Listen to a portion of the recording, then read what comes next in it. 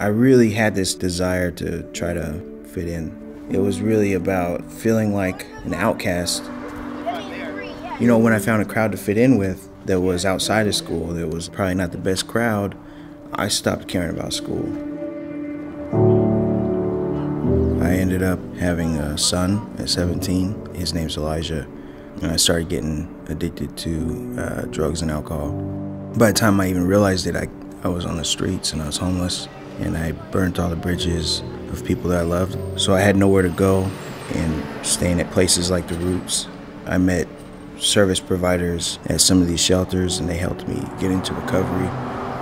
And from there on, after I got into recovery, I kind of turned things around and got sober, and got my son, got my high school diploma, went back to school, took care of my legal issues, you know, started paying off bills. And then I found out I liked mathematics.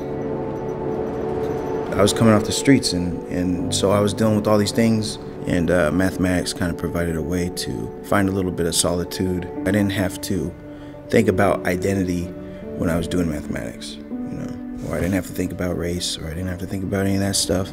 I just had to do math. Good luck. Yeah.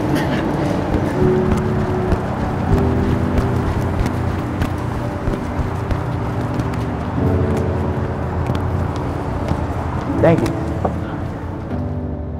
This whole time, you know, I've kind of fought this feeling of like, I don't belong. When I first went to school, you know, I'm sitting in this class and I think everybody's trying to be a lawyer, you know, because they all look dressed and they all look nice and they all look like they're gonna go study at some coffee shop, eat a biscotti, you know, and take their, you know, car and drive home, you know. And I'm like at a transitional housing place, you know, trying to stay sober. And I was able to talk to a lot of people and get support, and I made it through that class, and I actually found out that, you know, that I did well, you know? It was like one of those things where it was kind of like, you know, I do belong. And that's one thing I like about academia. It's like there's so many people of different walks of life. It seems like there's always a place for somebody.